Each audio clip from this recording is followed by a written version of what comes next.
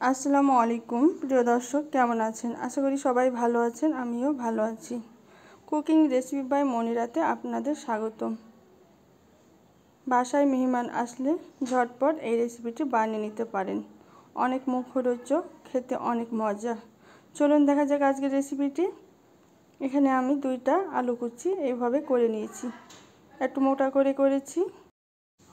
দেখুন এইভাবে কেটে নিয়েছি, ভালোভাবে ধুয়ে পানি ঝরিয়ে নিয়েছিলাম। এবার পেঁয়াজ কুচি দিয়ে দিচ্ছি 1 কাপ মতো, দিয়ে দিচ্ছি কাঁচামরিচ কুচি বেশ কয়েকটা, দিয়ে দিচ্ছি লবণ স্বাদ মতো, হলুদ গুঁড়ো দিয়ে দিলাম 1 চামচ, মরিচের গুঁড়ো দিয়ে দিচ্ছি 1 চামচ, দিয়ে দিচ্ছি জিরের গুঁড়ো 1 চামচ, বেসন দিয়ে দিচ্ছি এখানে আমি 4 চামচ। একটু মেখে বুঝে শুনে আবারও দিতে হবে। মিশ্রণটা কেমন হচ্ছে ভালোভাবে মেখে নিতে হবে, সব কিছু ভালোভাবে মেখে নিচ্ছি। এবার অল্প অল্প করে একটু পানি দিয়ে দিচ্ছি,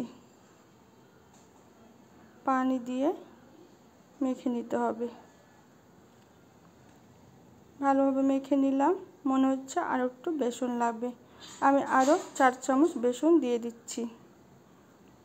আবারও সামান্য কিছু পানি দিচ্ছি, দিয়ে ভালোভাবে মেখে নিচ্ছি।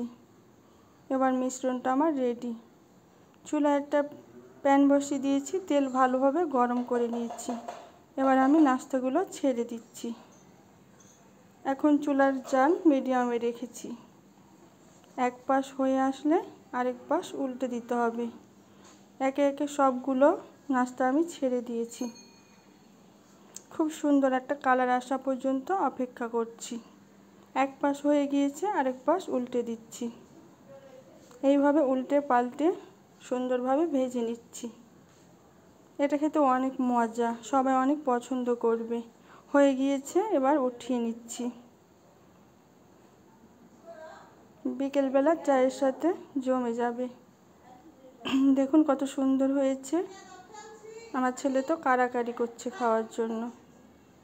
কেমন লাগলো আমার আজকের রেসিপি সবাই কমেন্টে জানাবেন। ভালো লাগলে ট্রাই করবেন, সবার সাথে শেয়ার করবেন। সবাইকে অনেক ধন্যবাদ জানাচ্ছি আমার ভিডিওটি দেখার জন্য। নতুন নতুন রেসিপি পেতে হলে আমার পেজের সাথেই থাকুন। সবার জন্য অনেক শুভকামনা রইল। সবাই অনেক বেশি ভালো থাকবেন, আমার জন্য দোয়া করবেন। আল্লাহ হাফেজ।